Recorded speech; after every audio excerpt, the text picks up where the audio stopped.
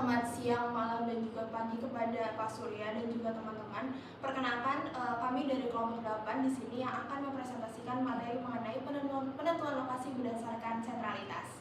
Perkenalkan, saya Rehani Altusuraya dengan 4 digit NRP terakhir 1164. Saya Zahira Wariki Sumoharani dengan 4 digit NRP terakhir 1155. Saya Rinindia dengan NRP 1166. Saya Dian Akadeni Darminto dengan 4 digit NRP terakhir 1090. Saya Ahmad Ibanon dengan 4 digit terakhir 1083. Selamat menyaksikan. Oke baik, sebelumnya perkenalkan saya Zahira Margi dengan 4 digit NRP terakhir 1155. Jadi di sini ada outline pembahasan yang akan kita bahas selama beberapa menit ke depan untuk membahas mengenai materi pendekatan berbasis sentralitas. Yang pertama ada konsep sentralitas, lalu yang kedua ada perbandingan dengan metode sebelumnya, yang ketiga ada elemen sentralitas, yang keempat ada pendekatan konsep sentralitas, lalu yang terakhir ada tahap perhitungan dari pendekatan konsep sentralitas. Oke, yang pertama kita bahas dulu mengenai konsep dasar pemahaman mengenai sentralitas. Jadi secara sederhananya sentralitas itu adalah penyatuan segala sesuatu ke tempat yang dianggap sebagai pusat. Nah, sementara itu, menurut Rodriguez yang menjelaskan bahwasannya sentralitas adalah cara untuk mengukur seberapa penting suatu titik dalam suatu jaringan. Nah, sementara itu, menurut Christaller dalam teori central place theory, ia menyatakan bahwasannya sentralitas itu tingkat kepentingannya itu sesuai dengan tempat yang melayani daerah di sekitarnya melalui penyediaan barang dan juga jasa. Oke, jadi setelah kita mengetahui definisi-definisi secara singkat dari sebelumnya, kita bisa tarik kesimpulan atau kita bisa sintesakan bahwasanya sentralitas adalah ukuran posisi strategis suatu wilayah, baik dalam jaringan sosial, informasi maupun dalam ruang geografis itu sendiri. Jadi semakin besar tingkat sentralitas suatu wilayah, maka semakin berperan penting juga wilayah tersebut dalam jaringannya. Oke, berikutnya kita akan membahas mengenai apa sih tujuan dari analisis sentralis ini. Yang pertama, tentunya untuk mengidentifikasi pusat utama dari wilayah, yang mana hal ini memiliki peran penting yang krusial dalam menentukan wilayah, dan juga dalam perencanaan wilayah kota ini kita dapat mengidentifikasi kota atau kawasan mana yang paling berperan penting dalam penyediaan layanan. Lalu yang kedua adalah deteksi ketimpangan wilayah, yang mana sentralitas ini bisa digunakan untuk melihat kawasan atau kota mana saja yang masih belum terhubung antara kota satu dengan yang lainnya, dan juga untuk memberikan penanganan lebih lanjut untuk kota-kota yang tertinggal ini. Lalu berikutnya ada untuk optimalisasi penentuan lokasi, yang mana biasanya digunakan untuk menentukan lokasi mana yang cocok untuk fasilitas publik seperti rumah sakit, sekolah, lalu pusat perbelanjaan dan pelayanan publik lainnya yang sekiranya bisa terjangkau oleh masyarakat secara efektif. Izin melanjutkan, saya Ririn dengan 4 digit NRP terakhir 1166. Di sini saya akan menjelaskan bagaimana sejarah dan perkembangan dari teori sentralitas ini dari waktu ke waktu. Yang pertama, teori sentralitas ini didasari dari teori klasik dari Walter Christaller pada tahun 1933, yang dimana melalui central place teorinya, Christaller ini menjelaskan bahwa wilayah itu akan terbentuk pusat-pusat aktivitas berdasarkan hierarkinya, yang artinya di mana akan ada satu lokasi yang akan menjadi pusat aktivitas seperti pusat perdagangan, pusat administrasi, ataupun pusat transportasi. Selanjutnya bergeser ke teori sosiologi yang dijelaskan oleh Jacob Moreno pada tahun 1934. Jika sebelumnya lokasi itu hanya dilihat secara geografis saja, Jacob Moreno ini memperkenalkan sosiometri, yang dimana pendekatan untuk menganalisis hubungan sosial antar individu dalam sebuah jaringan. Nah, teori ini merupakan fondasi awal dari teori centrality ini. Selanjutnya, teori centrality ini berkembang dicetuskan oleh Linton Freeman pada tahun 1979, yang dimana dia menetapkan 3 tipe centrality, yaitu yang pertama ada degree centrality, yang kedua ada closeness centrality, dan yang ketiga ada betweenness centrality. Selanjutnya Bonacic pada tahun 1972 sampai 1987 juga menetapkan konsep yang dimana disebut dengan eigenvector centrality, yang dimana eigenvector centrality ini lebih kompleks dari centrality yang dijelaskan oleh Freeman pada tahun 1979.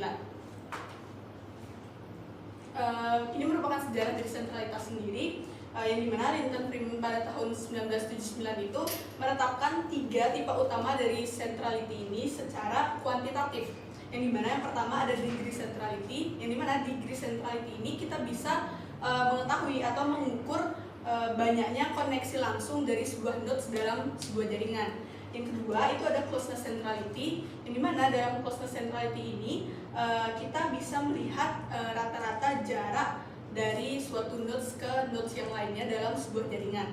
Dan yang ketiga itu ada betweenness centrality, yang dimana kita bisa melihat seberapa sering simpul dilalui pada jalur terpendek atau shortest path. Selanjutnya ada Philip Bonacci pada tahun 1972 sampai 1987, yang dimana dia menetapkan konsep eigenvector centrality, yang dimana eigenvector centrality ini lebih kompleks dibanding dari centrality yang ditetapkan oleh Freeman pada tahun 1979. Kenapa lebih kompleks? Karena di eigenvector centrality ini tidak hanya menilai seberapa banyak keterhubungan dari suatu nodes dalam sebuah jaringan, tetapi juga melihat seberapa baik kualitas dari hubungan tersebut. Setelah kita mengetahui perkembangannya, kita juga akan membahas peran dari sentralitas ini sendiri dalam konteks PWK. Nah, yang pertama itu sentralitas ini memiliki fungsi strategis, yang dimana sentralitas ini bisa digunakan untuk mengidentifikasi lokasi yang memiliki pengaruh tertinggi terhadap distribusi aktivitas, pelayanan, dan juga pertumbuhan ekonomi dalam suatu kawasan dengan cakupan wilayah yang lebih luas. Lalu setelah kita mengetahui konektivitas dari suatu nodes, dari situ juga kita bisa menyusun dan memprioritaskan suatu infrastruktur. Selain itu juga bisa untuk efisiensi jaringan transportasi dan juga pergerakan dalam suatu wilayah agar pengembangan pusat pelayanan dapat lebih optimal. Dan yang terakhir itu peran sentralitas ini bisa juga membantu perencana untuk menentukan wilayah atau lokasi dengan nilai sentralitas tertinggi, yang dimana apabila suatu wilayah memiliki nilai sentralitas tertinggi, maka wilayah tersebut cenderung menjadi simpul utama investasi, konektivitas regional, dan juga penguatan struktur ruang, yang dimana setelah itu perencana juga bisa menetapkan suatu rencana yang di kedepannya bisa dijadikan kebijakan yang lebih baik. Baik, perkenalkan saya Alia dengan Patijit NRP terakhir 1964. Di sini saya akan melanjutkan mengenai penjelasan teori-teori tadi. Nah, di sini kita mulai memasuki apa sih sebenarnya perbandingan sentralitas ini dengan menggunakan metode sebelumnya, yaitu ada MCDA, lalu ada spatial clustering, dan juga ada market share. Oke, di sini kita ada 5 aspek perbandingan. Yang pertama itu ada konsep dasar, implementasi, kekurangan, kelebihan, dan juga metode. Di sini ada 4 metode, ada MCDA, spatial clustering, market share, dan juga yang terakhir itu sentralitas. Kita bahas yang pertama dulu. Yang pertama itu adalah mengenai aspek konsep dasar. Secara konsep dasar, MCDA ini tujuannya adalah untuk menentukan lokasi dengan pembobotan banyak kriteria. Sedangkan spatial clustering itu penentuan lokasi itu berdasarkan kedekatan atau kemiripannya. Untuk market share ini sendiri dilakukan untuk mengetahui persaingan dan juga jangkauan pasar, dan sentralitas ini untuk mengetahui aksesibilitas pengaruh suatu titik dalam sebuah jaringan. Untuk aspek implementasi pada perencanaan lokasi, MCDA sendiri itu memilih lokasi sebagai alternatif terbaik, sedangkan spatial clustering itu memilih zonasi wilayah dan juga identifikasi area sebagai prioritas. Sedangkan untuk market share sendiri itu untuk memperluas pasar, dan sentralitas sendiri itu untuk menentukan lokasi sentral atau lokasi yang terpusat sebagai pusat kegiatan PKM atau PKW, lalu sebagai pusat ekonomi dan juga pusat-pusat lainnya. Untuk aspek yang ketiga yaitu kekurangan. Seperti yang kita ketahui, jika MCDA itu membutuhkan banyak bobot yang kita dapatkan dari ahli, jadi bobot atau kriterianya itu bisa bersifat subjektif. Lalu untuk spatial clustering itu kekurangannya adalah dia sensitif terhadap parameter. Untuk kekurangan dari market share sendiri itu seringkali itu mengasumsikan jika perilaku konsumen itu hanya berdasarkan jarak dan dipengaruhi oleh pasar, tidak dipengaruhi oleh faktor-faktor lain yang terjadi di sekitar pasar. Sedangkan jika sentralitas sendiri itu interpretasinya itu cukup kompleks karena banyaknya pendekatan yang dilakukan. Untuk aspek kelebihan sendiri, MCDA jelas lebih sistematis dan juga lebih komprehensif. Lalu untuk spatial clustering itu karena dia membuat cluster, jadi kelebihannya itu dia mampu untuk menemukan pola spasial dan juga menyederhanakan menjadi sebuah cluster. Lalu untuk yang market share ini sendiri itu dia lebih bisa untuk realistis untuk menjangkau atau memperhitungkan kompetisi di sebuah pasar. Untuk sentralitas, kelebihannya adalah dia bisa lebih objektif. Lalu untuk metodenya sendiri, seperti yang sudah dijelaskan oleh kelompok sebelumnya, MCDA itu ada AKP, TOPIS, dan juga Electrek. Lalu spatial clustering itu ada Geris, ada Moraz, ada Lisa, dan juga Local Moraz. Ada market share yang bisa pakai model Gravity dan juga P-median. Dan sentralitas ada 4 metode. Yang pertama itu ada degree centrality, ada betweenness, ada closeness, dan juga ada agent vector. Next. Nah, ini elemen-elemen yang perlu kita ketahui untuk mengetahui dari pendekatan sentralitas sendiri. Next. Ada 2 elemen, yang pertama itu ada node dan juga ada edge atau links. Jadi sederhananya, node itu adalah sebuah titik. Nah, ini adalah sebuah node, B, C, D ini sebuah node.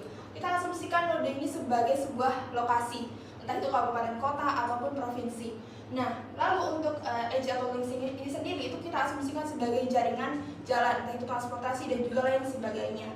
Nah, dari edge atau links ini itu biasanya diperuntukkan untuk mengetahui apakah dari node satu ke node lainnya itu mempunyai hubungan secara langsung ataupun secara tidak langsung. Next. Nah, ini merupakan grafik hubungannya. Jadi, apakah sebuah nodes itu memiliki garis punya hubungan secara langsung atau tidak, kita bisa mengetahui dari arah panahnya. Jika sebuah node satu dengan node lainnya itu memiliki arah hubungan, itu biasanya ditandai dengan anak panah. Sedangkan yang tidak mempunyai hubungan itu tidak memiliki anak panah. Baik, sebelumnya perkenalkan saya Zaira Margi dengan 4 digit NRP terakhir 1155. Jadi saat ini kita akan memasuki ke pendekatan konsep sentralitas. Jadi konsep sentralitas ini memiliki 4 pendekatan yang sebenarnya sudah sempat beberapa kali dimention oleh teman-teman sebelumnya. Yang pertama itu ada betweenness centrality, ada degree centrality, ada cluster centrality, dan yang terakhir ada eigen vector centrality. Next. Oke, yang pertama kita akan membahas fokusnya kepada betweenness centrality. Jadi apa sih yang dimaksud dengan betweenness centrality? Jadi betweenness centrality ini biasanya digunakan untuk mengukur seberapa sering suatu node atau suatu titik itu berada pada jalur terpendek atau shorter spas antara 2 metode lainnya. Nah, di betweenness centrality ini node dengan nilai tertinggi itu berperan sebagai perantara atau jembatan yang sangat berpengaruh di dalam suatu jaringan tersebut. Nah, fungsi dari betweenness centrality itu sendiri itu yang pertama ada untuk mengetahui suatu nodes seberapa berpengaruhnya suatu nodes terhadap nodes yang lain. Yang kedua untuk mengetahui titik mana saja yang rentan di dalam suatu jaringan tersebut. Nah, kapan sih menggunakan betweenness centrality ini? Jadi betweenness centrality ini dapat digunakan ketika kita ingin mengetahui bagaimana lokasi, jalur, titik atau simpul yang berperan penting sebagai penghubung di suatu jaringan tersebut. Nah, contohnya itu ketika kita ingin mengetahui atau ketika kita ingin menganalisis bagaimana ruas jalan utama yang biasanya dilalui sebagai titik penghubung, atau ketika kita ingin mengidentifikasi titik kemacetan di mana saja yang rentan terhadap jaringan transportasi di suatu kota. Oke, selanjutnya di sini ada ilustrasi konsep mengenai betweenness centrality secara sederhana. Jadi di sini kami membawakan contoh jaringan yang ada di Jawa Timur, di provinsi Jawa Timur. Dan di sini prinsip yang digunakan dalam betweenness centrality itu adalah menghitung berapa banyak atau berapa kali sebuah kota dilalui atau menjadi titik yang dilalui di jalur terpendek antara kota satu dengan yang lainnya. Oke, next. Jadi di sini contoh yang pertama, ketika kita ingin beranjak dari Madiun menuju Probolinggo, tentunya rute terpendek yang akan kita lalui adalah melalui Nganjuk, Jombang, Mojokerto, Sidoarjo, lalu Pasuruan dan berakhir di Probolinggo. Next, lalu contoh keduanya itu ada ketika kita ingin berangkat dari Kediri ke Surabaya, kita juga kembali melalui Jombang, Mojokerto, lalu berlabuh di Surabaya. Nah, di sini kita bisa lihat bahwasannya dari kedua contoh tersebut, Mojokerto itu sudah dilalui sebanyak 2 kali. Next, untuk contoh yang ketiga ini, kita ambil rute dari Kediri ke Pasuruan. Nah, kalau teman-teman bisa lihat bahwasannya rutenya itu kembali melalui Jombang, Mojokerto, lalu Sidoarjo sebagai rute terpendeknya. Jadi, secara total Mojokerto itu wilayah atau nodes yang paling sering dilalui. Nah, artinya dia memiliki betweenness centrality yang tinggi. Nah, kenapa Mojokerto padahal Jombang juga sama-sama dilalui sebanyak 3 kali? Karena meskipun Jombang dilalui sebanyak 3 kali juga, Mojokerto ini dipilih sebagai contoh secara sederhana karena posisinya itu lebih sentral sebagai penghubung antara kawasan utama dalam jaringan.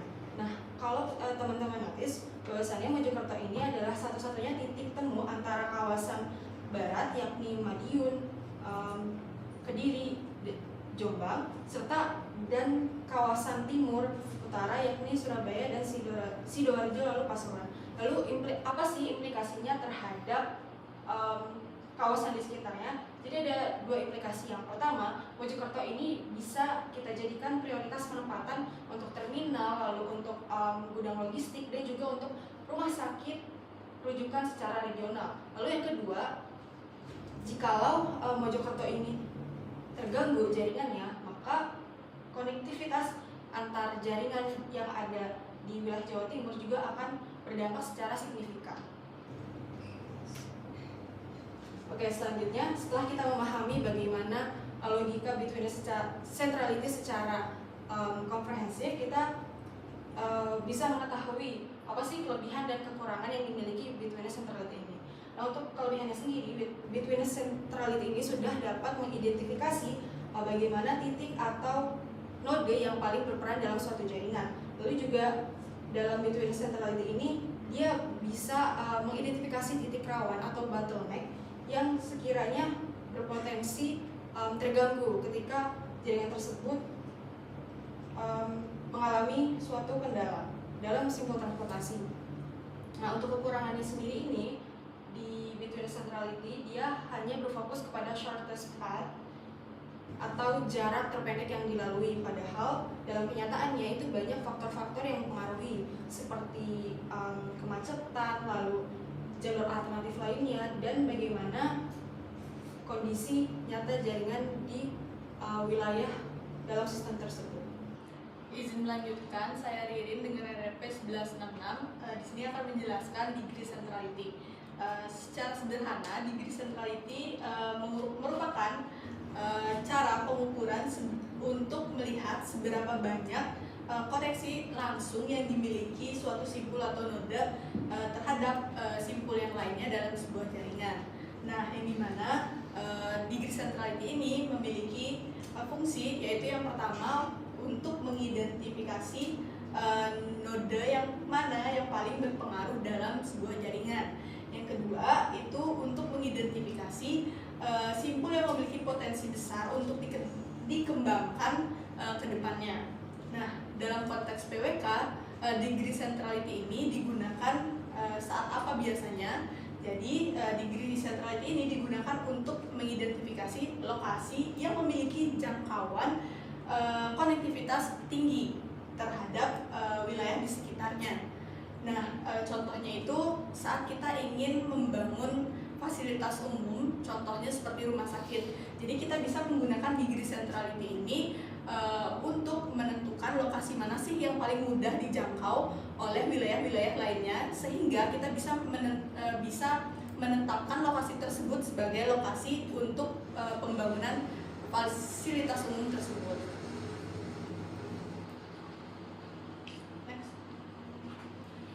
berikut merupakan ilustrasi konsep dari degree centrality, yang dimana dari degree centrality ini semakin banyak hubungan dari suatu nodes, maka semakin tinggi pula nilai degree centrality-nya. Nah, berdasarkan ilustrasi di sebelah kanan terlihat bahwa ada satu nodes yang memiliki angka 3, yang dimana setelah kita lihat ini nodes ini memiliki banyak keterhubungan dengan nodes yang lain.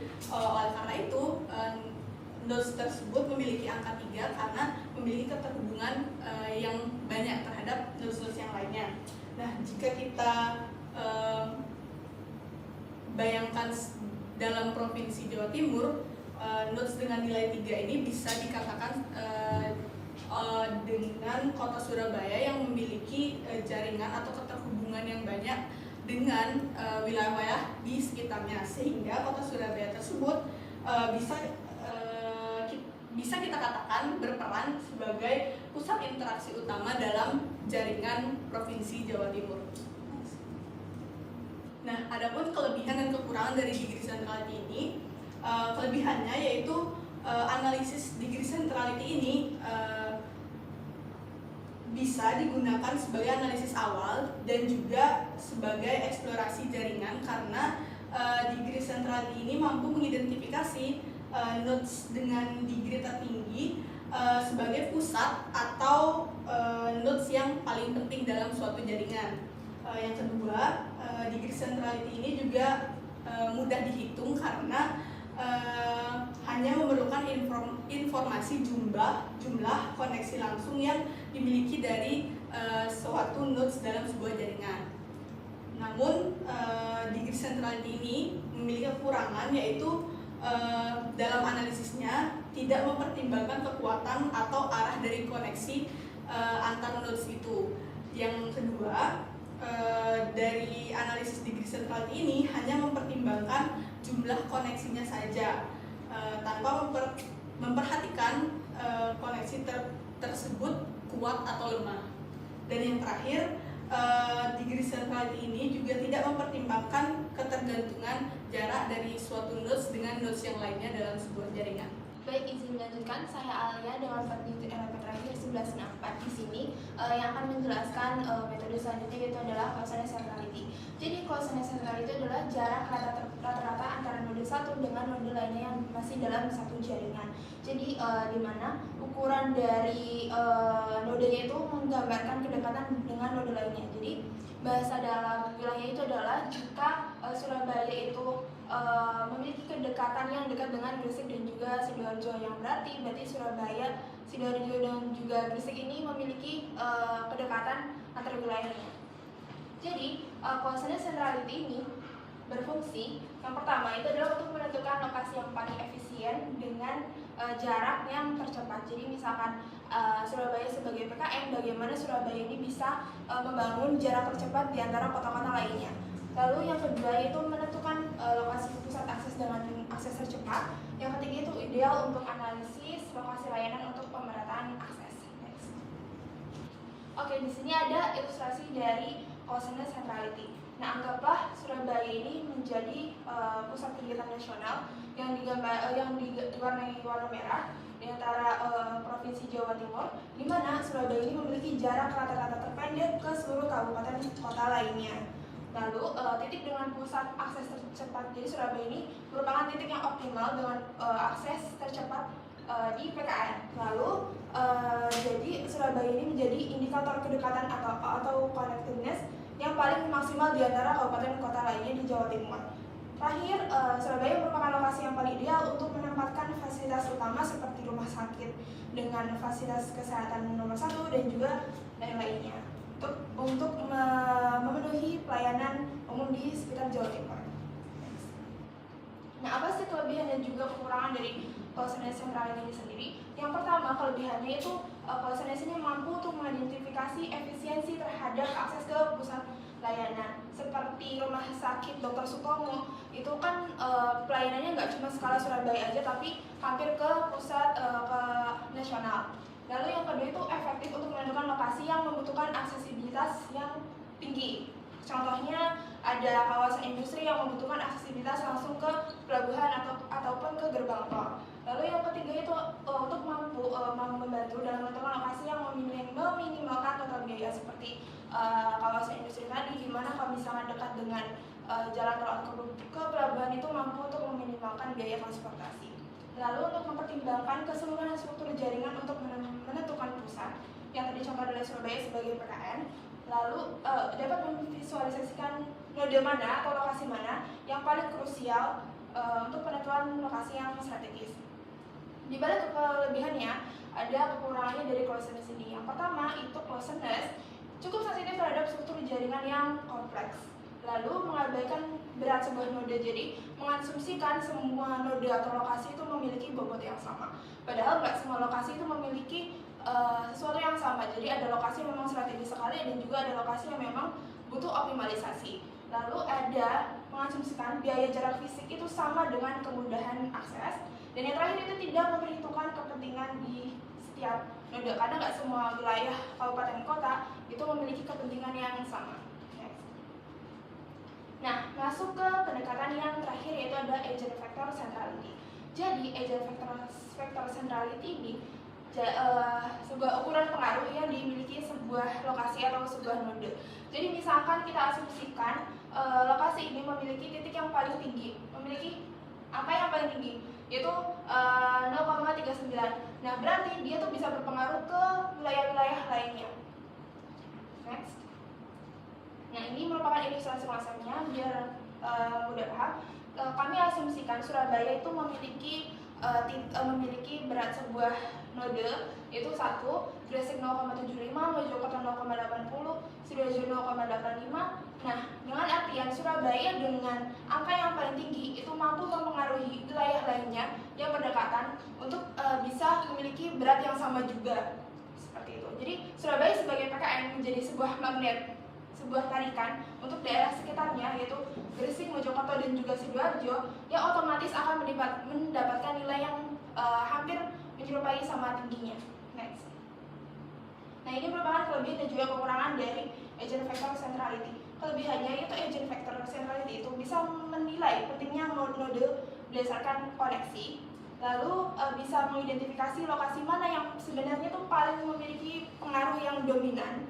Yang dalam contoh tadi adalah Surabaya yang memiliki pengaruh yang paling dominan dibandingkan kawasan lainnya, dan juga bisa menganalisis efektivitas untuk mengidentifikasi pusat kegiatan yang memiliki jangkauan terluas. Nah, di balik kelebihannya ada kekurangannya juga, yaitu agent vector ini cenderung memberikan skor yang tinggi hanya pada area yang sudah maju. Contohnya kalau misalnya Surabaya, agent vector ini cenderung lebih tinggi atau lebih memberikan skor atau bobot yang tinggi hanya ke Surabaya. Lalu perhitungannya itu lebih cukup rumit dibandingkan pendekatan-pendekatan lainnya. Nah, kapan sih kita bisa menggunakan 4 pendekatan tadi? Jadi setiap pendekatan itu ada kepentingan yang berbeda-beda, teman-teman. Jadi kalau misalnya kita mau mengetahui posisi strategis di sebuah lokasi, kita bisa menggunakan determinis centrality, di mana determinis itu kan untuk mengukur seberapa sering lokasi itu menjadi jalur penghubung antar lokasi lain. Yang sudah dijelaskan Caisha tadi, kalau misalkan mau dari Madiun ke Ponorogo itu melewati mana, pasti kita memilih shortest path-nya. Lalu kalau misalnya kita ingin mengetahui kualitas dari sebuah lokasi, kita bisa menggunakan degree centrality, di mana degree centrality ini itu untuk mengukur banyaknya hubungan langsung yang dimiliki satu lokasi. Kalau misalnya kita ingin mengetahui atau mengukur aksesibilitas dari sebuah lokasi, kita bisa menggunakan closeness centrality, karena closeness centrality ini bisa mengukur aksesibilitas lokasi. Kalau misalkan kita ingin melihat kualitas sebuah lokasi, kita bisa menggunakan agent vector centrality, di mana kalau misalnya agent vector ini fokusnya itu untuk mengukur pentingnya dan seberapa terhubungnya lokasi itu ke lokasi lain. Oke, baik. Selanjutnya izinkan saya mengenalkan diri, saya Ahmad Lebanon dengan MTRX 1083. Nah, selanjutnya setelah tadi kita sudah mendengarkan konsep itu penjelasan dari keempat metode centrality dalam menentukan sentralitas ini, nah saatnya kita ke perhitungan, rumus, tahapan perhitungan dan juga interpretasi. Nah, yang pertama adalah degree centrality. Next. Nah, ini ada rumus hitungan yaitu CDI sama dengan DI per N-1. Nah, apa itu maksudnya? CDI merupakan degree centrality ke I yang boleh kita cari. Nah, rumusnya adalah dengan membagi banyaknya interaksi yang dimiliki node I yang kita cari dengan node lainnya di dalam sebuah network, dibagi dengan banyaknya node yang ada dikurangi dengan 1. Nah, tahap penerapannya ini yang pertama adalah dengan menentukan simpul atau node dan hubungan edge antar simpul. Kemudian juga mengidentifikasi edge tiap node pada matriks, menghitung degree centrality dari adjacency matrix atau matriks konektivitas, kemudian itu menilai normalize degree centrality, dan juga terakhir adalah menginterpretasikan hasilnya. Selanjutnya, nah ini merupakan contoh sederhana ketika ada 6 titik. Ada node A, B, C, D, E, F. Nah, ini merupakan node. Seperti dijelaskan oleh Alia tadi bahwa node ini merupakan suatu wilayah. Jadi node ini tidak hanya titik, namun juga sebagai kawasan atau area. Nah, selanjutnya edge ini merupakan link atau jaringan jalan yang menghubungkan antar node-node ini. Dan pastinya tidak semua node itu tersambung sama edge yang sama. Jadi pastinya ada yang tidak saling terhubung. Oke. Nah, ini merupakan tabel yang menunjukkan keterhubungan dengan edge pada masing-masing node dan juga jumlah koneksinya. Nah, mari kita lihat seperti contoh yang A. A ini hanya tersambung pada node F dan juga node B, sehingga hanya memiliki 2 koneksi. Kemudian contoh lagi, misalkan ada yang D. Nah, D ini tersambung dengan lumayan banyak node atau wilayah, yaitu ada E, ada B, ada F, dan juga ada C, sehingga mereka memiliki 4 koneksi. Selanjutnya, selanjutnya adalah kita mengidentifikasi edge atau link pada tiap node pada matriks. Nah, ini kita rincikan. Jadi A ini ada keterkaitan dengan node yang mana saja. Ini konsepnya seperti 0, 1. Ketika tidak ada keterhubungan antar link, itu berarti nilainya adalah 0. Namun ketika ada keterhubungan antar node-nya, berarti nilainya adalah 1. Seperti contoh A, tadi kan ada 2 kan?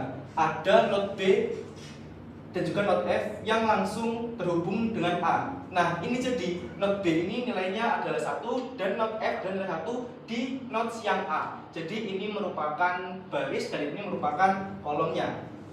Oke, seperti contoh lagi yang C misalnya.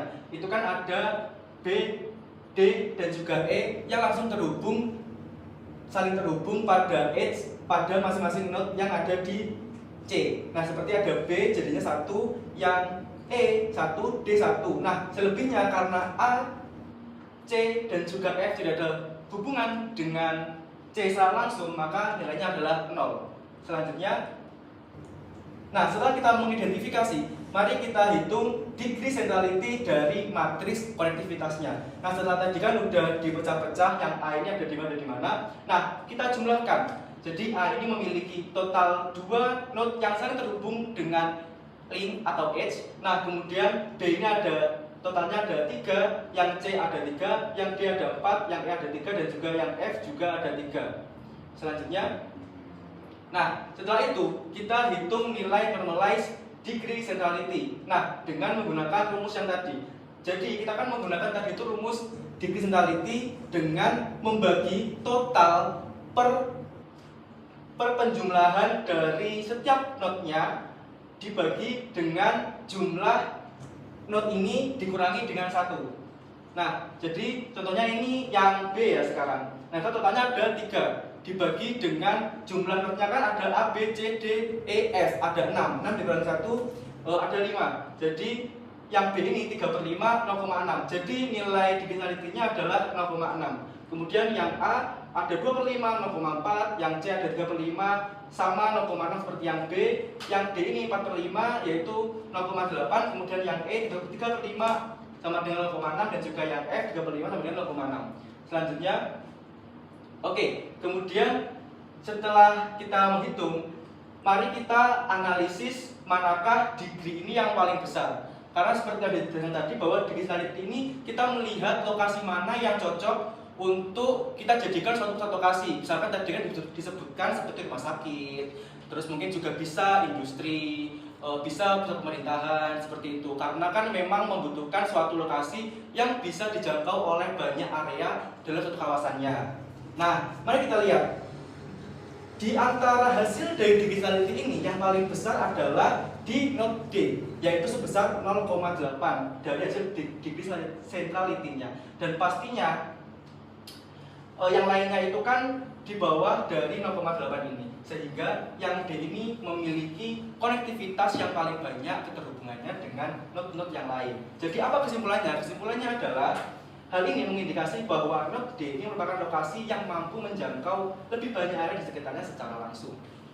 Baik, izin lanjutkan. Sebelum itu izin memperkenalkan diri. Saya Diana Deni Darminto dengan 4 digit NRP terakhir 1090. Jadi kita langsung memasuki metode perhitungan yang kedua, itu yang dimana bitwiness centrality. Next. Nah, jadi sebelum itu ada rumus yang disediakan yang dimana bitwiness centrality itu didapat dari sigma GJK dalam kurung NI per GJK, yang dimana ini GJK ini merupakan jumlah total jalur terpendek antar node J dan K. Kemudian GJK NI ini merupakan jumlah total jalur yang terpendek antara node J dan K yang melewati NI. NI ini contohnya ketika kita ingin mencari node yang sedang kita cari. Contohnya jika kita ingin mencari node A, berarti NI itu diganti dengan A.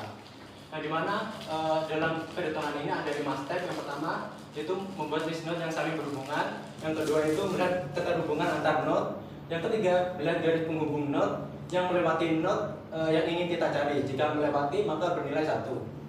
Kemudian yang keempat itu adalah membagi hasil yang telah didapat tadi menggunakan rumus yang telah disediakan. Dan yang kelima ini merupakan hitung bitwiness centrality dari masing-masing node. Next. Nah, jadi yang pertama itu membuat list node yang saling berhubungan. Nah, contoh yang kami gunakan itu mencari bitwiness centrality pada node A.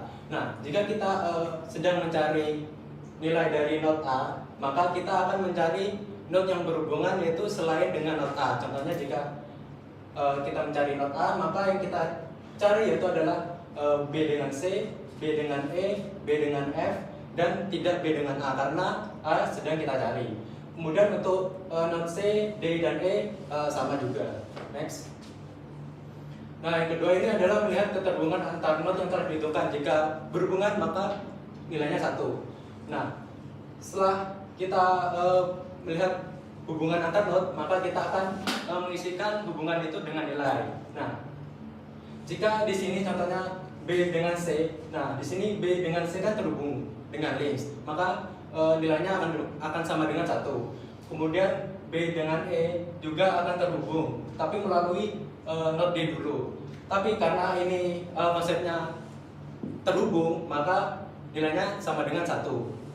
Dan begitu seterusnya. Next. Nah, yang ketiga ini melihat keterhubungan antar node yang sudah aku jelaskan tadi. Kalau berhubungan maka nilainya 1, jika tidak berhubungan maka nilainya 0. Oke. Kalau di sini semua node ini sudah terhubung, maka semua hubungan antar node ini memiliki nilai 1. Next. Nah, kemudian yang step ketiga ini melihat garis penghubung node yang melewati node yang ingin kita cari. Nah, jika kita ingin mencari node A, maka kita melihat hubungan antara node selain A yang jika ingin berhubungan maka akan melewati A, maka hubungan node tersebut memiliki nilai 1. Nah, contohnya B dengan C. Nah, B dengan C ini kan saling terhubung dengan melewati satu link, tapi tanpa melewati node A, maka nilainya itu sama dengan 0. Nah, sedangkan kalau node B dengan F, nah di sini B dengan F ini kan kalau ingin menghubungkan maka harus melewati node A dulu. Maka nilai hubungan dari B dengan F ini memiliki nilai 1. Begitu juga seterusnya. Next. Nah, setelah kita menghitung nilai hubungan node yang melewati dengan node yang kita cari, kemudian nilai-nilai tersebut kita memasukkan ke dalam rumus yang sudah dijelaskan di awal. Nah, jika contohnya hubungan B dengan C, maka GJK-nya yaitu 1 dan GJK-NI atau yang kita sedang cari itu A yaitu 0. Maka 0 ini kita masukin ke pembilang dan nilai 1 ini kita masukkan ke penyebut. Jadi 0 dibagi 1 sama dengan 0. Nah, kemudian untuk yang hubungan B dengan F ini, GJK-nya itu adalah 1 dan GJK-nya itu adalah 1. Jadi 1 dibagi 1 sama dengan 1. Next. Nah, setelah kita melihat total dari perhitungan rumus tersebut, kita menjumlahkan total dari semua hubungan not tersebut. Nah, jadi dari total tersebut, dari hubungan not antara B dengan C kan 0. Terus kemudian B dengan E kan juga 0. Kemudian B dengan F itu 1, C dengan D itu 0, dan seterusnya itu 0. Nah, kemudian not ini dijumlah dengan total yang dihasilkan dengan bit centrality dari not A itu adalah 1.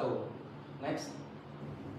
Kemudian jika kita contohkan dengan perhitungan untuk menghitung not dari B, itu sama juga, sama rumusnya dengan yang sebelumnya, tinggal kita menyamakan dengan tahapan-tahapan yang ada. Untuk yang not B ini jumlahnya 2. Next. Untuk not C sendiri ini jumlahnya 1. Next. Untuk not D ini jumlahnya juga 1. Next. Untuk not E jumlahnya juga 1. Dan not F ini jumlahnya ada 2. Next. Nah, setelah kita menghitung semua total bit centrality antara semua node, nah kemudian kita melihat seberapa besar nilai dari semua node yang ada. Nah, dilihat dari tabel ini, nilai yang paling besar itu berada di node B dan node F, yang dimana ini nilainya itu 2. Nah, jadi dapat disimpulkan bahwa jika nilai bit width-nya tinggi, yaitu sering menjadi penghubung jalur terpendek antar node lain, yang artinya node tersebut memiliki peran sentral, sehingga node dengan bit width tinggi itu bisa menjadi titik lemah dalam jaringan jika node ini hilang, misalnya rusak atau jaringannya terputus untuk menghubungkan nodes yang lain. Next. Kemudian kita memasuki tahapan perhitungan yang ketiga, yaitu adalah closeness centrality. Next. Nah, jadi di sini juga ada rumus. Sebelum itu, rumusnya itu adalah closeness centrality itu didapat dari n-1 per sigma d antara I dengan J, yang dimana n ini merupakan jumlah node yang ada, kemudian sigma d i j ini merupakan panjang rute terdekat atau link antara node I dengan J. Untuk stepnya juga sama, ada 5. Yang pertama itu adalah menentukan jumlah node, yang kedua menentukan beberapa jarak terdekat atau link, kemudian yang ketiga menghitung total hasil dari penentuan jarak masing-masing, yang keempat substitusikan hasil perhitungan ke dalam rumus, dan yang kelima itu adalah menentukan nodes dengan closeness tertinggi. Next. Nah, jadi untuk contoh grafik yang kami gunakan itu sama dengan sebelumnya. Nah, untuk step yang pertama ini kan menentukan jumlah node. Nah, jadi dalam grafik ini ada jumlah node 6, yaitu A, B, C, D, E, dan F. Jadi jumlahnya itu adalah 6. Next. Nah, yang kedua ini adalah menentukan jarak berapa terdekat X link dari step masing-masing titik node. Nah, jadi jika kita ingin mencari closeness centrality dari nilai A, maka kita akan mencari titik A itu menghubungkan ke node-node yang lainnya. Nah, contohnya yang di sini pertama adalah node A dengan B, yang dimana node A dengan B ini langsung terhubung dengan satu link saja. Kemudian yang A dengan C ini terhubung, namun harus mampir dulu ke node B, jadi membutuhkan 2 link. Yang ketiga ini adalah A dengan D, sama juga membutuhkan 2 link. Yang A dengan E hanya juga membutuhkan 2 link, dan A dengan F hanya membutuhkan 1 link. Kemudian di sini juga ada semacam singkat. Jika jarak node A ke node B adalah 1, jarak node A ke node C adalah 2, jarak node A ke node D sama dengan 2, dan jarak node A ke node E sama dengan 2, dan yang terakhir jarak node A ke node F itu adalah 1. Next. Nah, setelah itu kita menghitung semua node yang ada di grafik tersebut. Tadi A kan sudah dihitung, kemudian kita mencari node B. sama dengan yang cara yang tadi, kita lihat not B itu jika dengan A hanya membutuhkan satu link, jika B dengan C hanya membutuhkan satu link, B dengan D juga hanya membutuhkan satu link, B dengan E membutuhkan dua link, yaitu mampir dulu ke not D. Kemudian untuk B dengan F ini membutuhkan dua link dengan mampir dulu ke not A. Untuk not-not yang lain sama juga perhitungannya, kita langsung next saja. Nah, setelah itu kita menghitung total hasil dari penentuan jarak yang kita tentukan itu di masing-masing titik not. Dengan not A ini kita tinggal jumlahkan saja totalnya, yang dimana not A itu totalnya ada 8, dan not B itu adalah totalnya 7, not C adalah 7, not D adalah 6, not E adalah 7, dan not F adalah 7. Next. Nah, setelah kita mengetahui total dari hubungan antar not, nah, kita tinggal memasukkan ke rumus yang sebelumnya. Nah, jika di sini kami mencontohkan dengan not A, yang dimana not N kan dari semuanya itu adalah 6. Kemudian total not hubungan A itu adalah 8. Jadi kita tinggal memasukkan ke rumus yang ada. Jadi N ini kita masukin 6 min 1 per sigma DIJ ini merupakan total dari hubungan not, yaitu adalah 8. Tinggal kita kurangi, 6 min 1 adalah 5, dibagi dengan 8 yaitu adalah 0,625. Next. Nah, setelah itu kita juga menghitung semua total not, semua hubungan total not yang ada dari A, B, C, D, E, dan F. Setelah kita melakukan perhitungan, kita menemukan A tadi itu kan adalah 0,625, yang B itu adalah 0,714, dan C adalah 0,714, yang C adalah 0,833, dan D adalah 0,714, dan F adalah 0,714. Jadi dari perhitungan ini kita bisa mengetahui perhitungan closeness centrality ini berapa titik yang paling sentral atau yang paling besar. Next. Nah, setelah kita mengetahui nilai-nilai closeness centrality dari semua node, kita mengetahui bahwa pada node D ini merupakan closeness centrality paling besar, yang dimana didapat dengan nilai 0,833. Next. Nah, jadi kesimpulannya yaitu karena node D itu memiliki closeness centrality paling tinggi, jadi node D itu adalah pusat yang paling dekat atau efisien ke seluruh node lainnya. Baik, kembali lagi dengan saya Ahmad Lebanon dengan NPTRAHIR 83. Selanjutnya, setelah kita mengetahui rumus perhitungan dari degree centrality, Betweenness centrality, dan juga process centrality, saatnya kita ke perhitungan yang terakhir, yaitu eigenvector centrality. Next. Nah, ini ada dua rumus perhitungan, yaitu yang pertama adalah XI atau vektor sentralitas dari variabel yang akan kita cari, yaitu sama dengan 1 per lambda dikali dengan sigma atau total dari matriks koneksi atau adjacency matrix yang akan kita cari dikali dengan vektor sentralitas yang akan kita cari. Nah, kemudian ada juga rumus matriks koneksi ini dikali dengan vektor sentralitas sama dengan lambda dikali dengan vektor sentralitas untuk kita mencari nilai dari A dan juga lambdanya. Nah, dalam perhitungannya yaitu ada 7 yang lumayan kompleks, yaitu ada dengan menentukan simpul atau not dan hubungan dengan S antar simpul, mengidentifikasi S setiap not pada matriks, menemukan total dari adjacency matrix, kemudian menginisialisasi atau menginisialkan semua nilai eigenvektornya, kemudian dengan menormalisasi nilai inisial eigenvektornya, kemudian hasil dari normalisasi itu kita kalikan dengan hasil total adjacency matriksnya dan juga menginterpretasikan hasilnya. Untuk lebih jelasnya kita akan menjabarkan satu persatu. Nah, sebenarnya dari rumus atau tahapan yang 1 sampai 3 ini sama dengan rumus di degree centrality.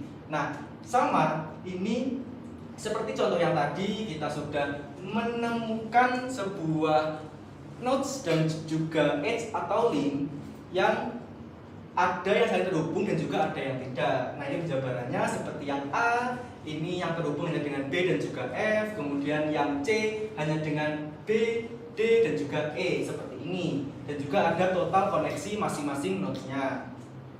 Selanjutnya, nah selanjutnya juga sama, yaitu kita membuat sebuah matriks konektivitas. Nah, ini juga dijabarkan lagi seperti misalkan yang E. Nah, yang E ini terhubung dengan node D dan juga F, sehingga mohon maaf, yang E ini ada D, F, dan juga C, sehingga ada 3 total koneksi dengan penjabaran nilai yang memiliki skor 1 ada di C, D, dan juga F, selebihnya adalah 0, seperti itu. Selanjutnya, nah, kita menemukan total dari matriks konektivitasnya.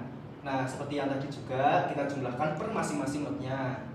Nah, ini menghasilkan perbedaan dari masing-masing node-nya tergantung dengan skor dari masing-masing variabel yang terhubung dengan link-nya. Selanjutnya, oke. Nah, perbedaannya di sini kita akan menginisialkan semua nilai eigenvektor. Jadi, kita di inisial ini menganggap semua node atau titik atau wilayah itu adalah sama-sama penting. Nah, ini diberi inisial nilai 1 sebagai nilai awal dari seluruh node yang ada. Nah, dari sini kita mulai menghitung secara iteratif atau kita iterasi berdasarkan hubungan dengan node yang lain, dan perlahan nilai mereka pasti akan berubah sesuai dengan hasil yang diinginkan dengan mengalihkan dari nilai eigenvektor masing-masing node. Nah, ini jadi satu semua kan node-nya. Nah, apakah inisialisasi ini harus angka 1?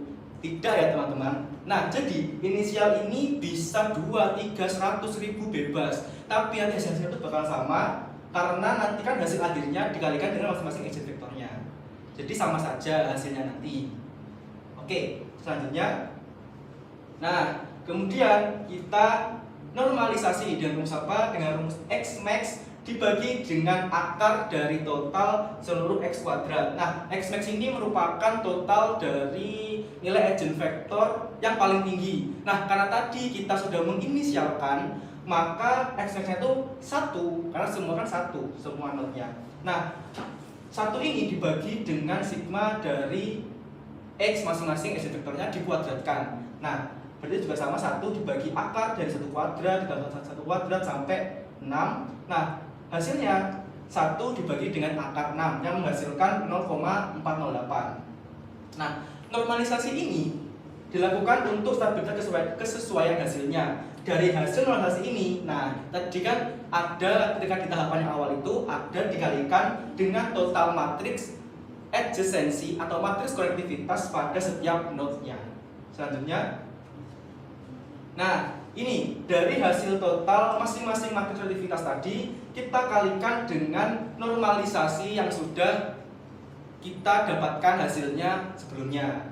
Nah, ini ada contohnya yang di F. Itu ada 3 dikali 0,408 menghasilkan 1,224. Kemudian yang di B juga sama, C dan juga E itu sama 1,224. Yang berbeda ada di notes A dan juga notes D. Yang A itu 0,816 dan juga yang D ini ada 1,632. Selanjutnya, oke, nah ini kita mendapatkan hasil yang paling besar itu ternyata ada di node D, yaitu menghasilkan nilai sebesar 1,632, di mana yang lainnya itu ada di bawah 1 yaitu 0,816 dan juga ada yang di rentang 0,812, 816 dan juga 1,632, 1,224. Jadi yang paling tinggi ada di node D.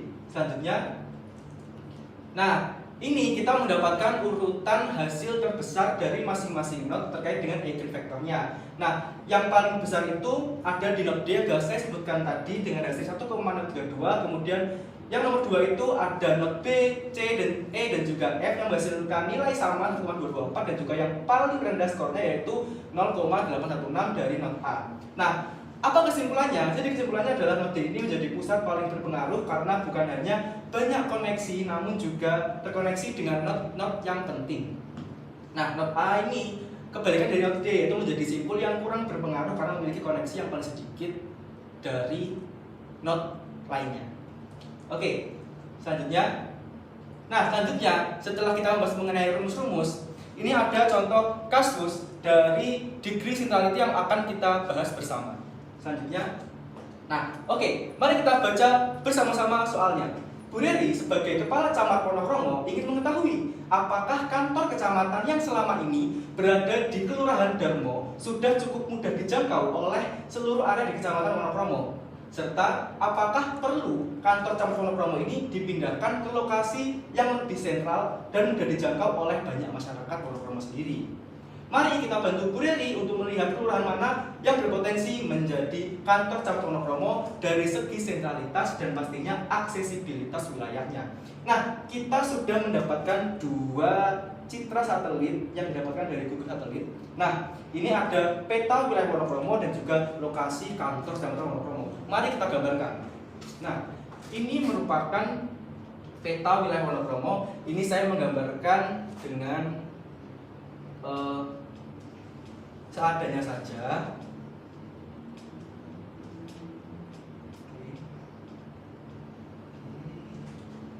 Oke.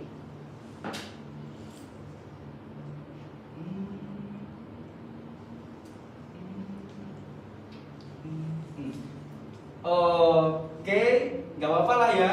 Nah, jadi ini merupakan peta wilayah dari Kecamatan Wonokromo. Nah, tentunya pada setiap centrality ini, kita kan sudah dimention di awal banget bahwa centrality ini membutuhkan 2 komponen utama, yaitu node dan juga edge atau link. Nah, pastinya kita sudah menemukan node-node-nya, yaitu merupakan berupa kelurahan di Wonokromo sendiri. Nah, sebelum kita menggambar kelurahan, mari kita menggambar edge atau linknya. Nah, bisa kita lihat bahwa ada Jalan Ahmad Yani di sini, terus ini gini, ini buat jalannya, terus ini buat jalan ke arah timur, kemudian ini ada yang ke arah timur laut, ke sini, oke, baratkan, oh ke sini, oke, sama yang ke sini. Nah, set ini jalan. Kemudian juga ada berupa sungai. Sungai. Ya, ini sungainya. Oke.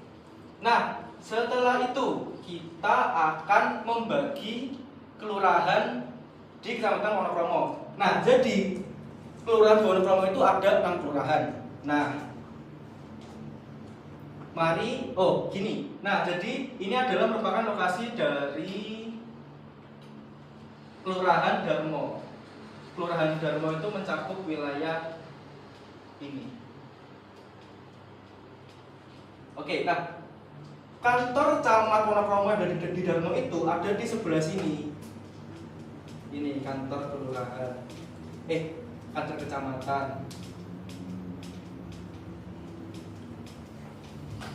Oke, kita next slide-nya. Nah, ini agar kita memudahkan untuk melihat kelurahan mana saja. Nah, ini merupakan Kelurahan Darmo. Ini A ya, seret. Terus kemudian yang B itu ada Sawunggaling. Nah, B itu ada di sini. Ini B. C pasti Wonokromo. C Wonokromo ada di sini. Nah, ingat di sini ada sungai yang membatasi antara Wonokromo dan juga Sawunggaling. Ini C. Terus kemudian ada yang D. Nah, ini ada Jagir. Nah, mungkin biar teman-teman itu pada notice ini gambar apa sih? Nah, kalau kalian notice ini merupakan di sini tuh ada stasiun Wonokromo. Jadi biar kalian tuh bisa paham ini di mana sih lokasinya gitu. Nah, Wonokromo itu berada di Kelurahan Jagir. Next ada Ngagelrejo. Ngagelrejo itu ada di sini. Jangan lupa juga dibatasi oleh sungai yang membatasi antara Ngagelrejo dan juga Jagir. Next, untuk yang terakhir adalah Ngagel, itu dari sini. Ini F, oke. Jadi ini Darmo, ini Sawunggaling, ini Wonokromo, ini Jagir, ini Ngagelrejo dan juga ini Ngagel. Oke. Nah, coba kita telah satu persatu. Nah, not A, Darmo. Darmo ini ada terhubung jalan ke kelurahan mana aja sih? Nah, Darmo sendiri itu terhubung kepada 3 node, yaitu ada BCF, yaitu ada Sawunggaling, ada Wonokromo dan juga ada Ngagel. Nah, Ini karena perbatasan.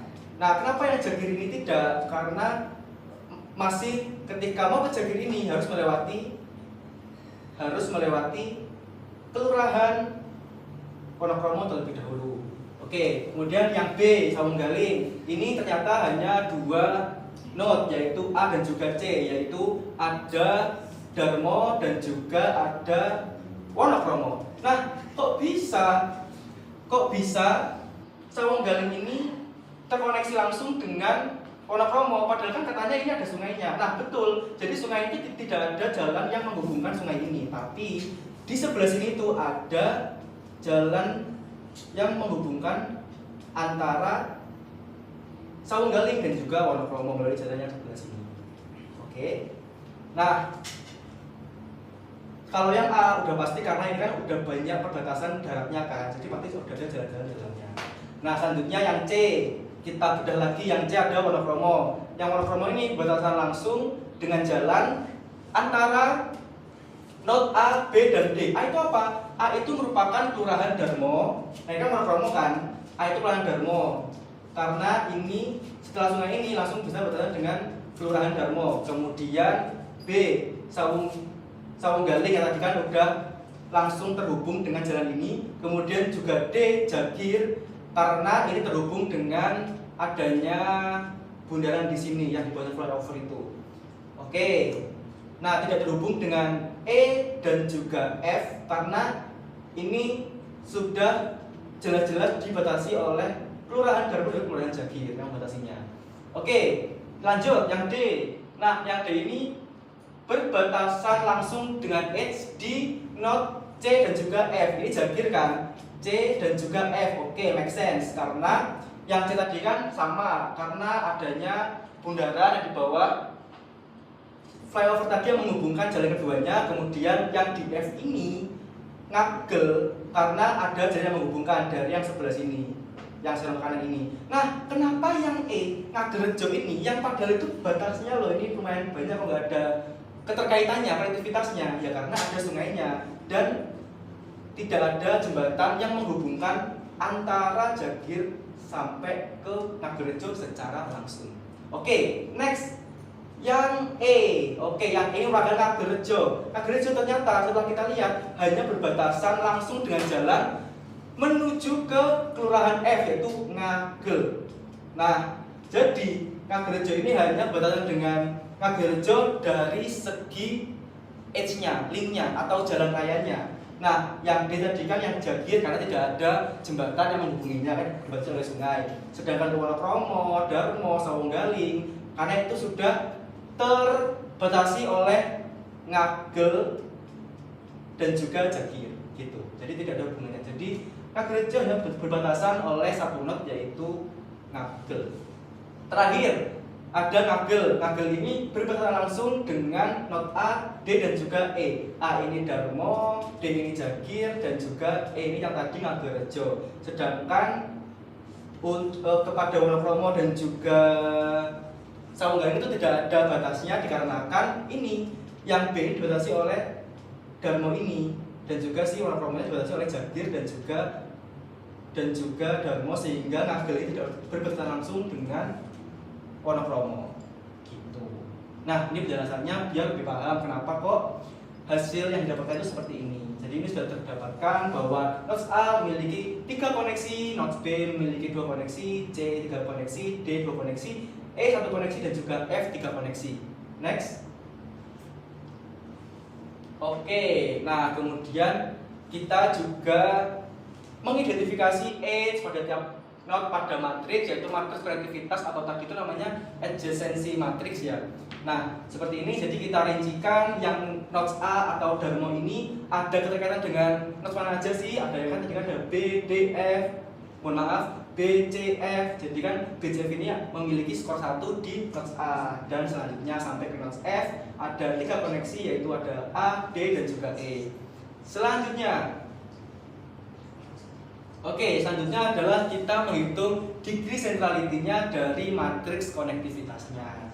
Nah, kita total untuk seluruh masing-masing nodes-nya ini ada berapa node yang saling terhubung. Dan ternyata yang A ini ada 3 koneksi yang terhubung dengan wilayah tetangganya, kemudian B ada 2, C ada 3, D ada 2, E ada 1, dan juga F ada 3 node.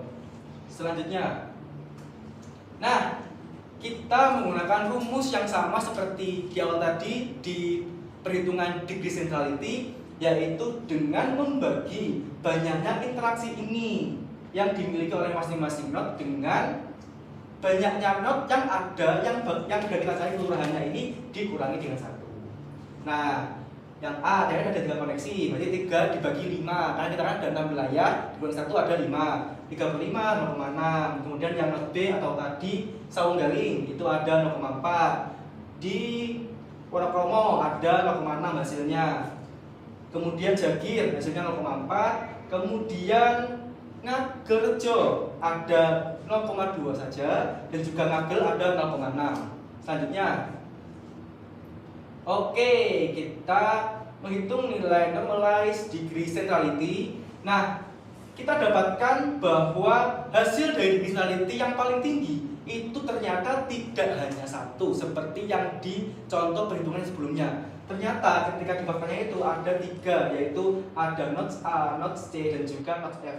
Jika kalian ingat, nodes A tadi itu kan ada Darmo, nodes C itu ada Wonokromo, dan juga nodes F ada Ngagel yang jumlahnya sama-sama 0,6 dibandingkan dengan 3 yang lainnya seperti Saung Galing dan juga Jagir itu hasilnya menghasilkan 0,4. Kemudian yang paling rendah itu ada nodes E, yaitu Ngagelrejo tadi 0,2, yang memang lebih terkunci dari kelurahan lainnya karena hanya berdasarkan dengan kelurahan Ngagel saja. Nah, ini hasilnya yaitu, nah tadi itu kan, nah ini kan sebagai visualisasi gak jelasnya kan. Nah, ini mungkin agar lebih mempermudah lagi, yaitu ini ada Darmo, ini Saung Galing, ini Wonokromo, ini Jagir, ini Ngagelrejo, dan juga ini Ngagel. Nah, kesimpulannya adalah itu mengindikasi bahwa Kelurahan Darmo, Wonokromo, dan juga Ngagel ini merupakan wilayah yang cocok untuk menjadi lokasi kantor kecamatan Wonokromo dikarenakan konektivitasnya atau sentralitasnya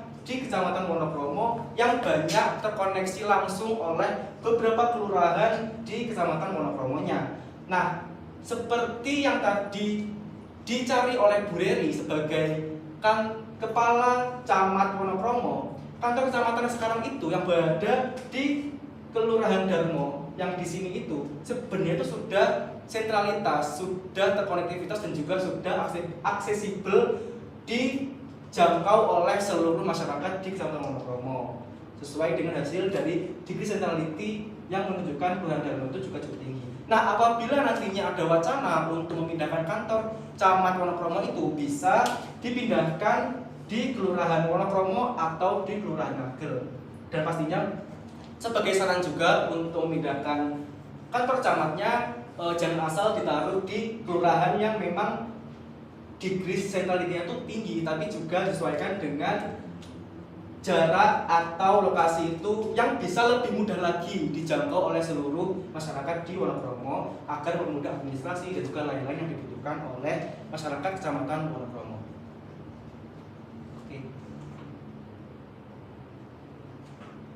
Oke, nah demikian penjelasan dari konsep dasar keterkaitan degree centrality dengan teori kristale, teori kristale, kemudian juga konsep-konsep dari keempat centrality yang sudah kita bahas konsep dan juga metodenya, kemudian perhitungannya, dan juga studi kasus atau contoh kasusnya.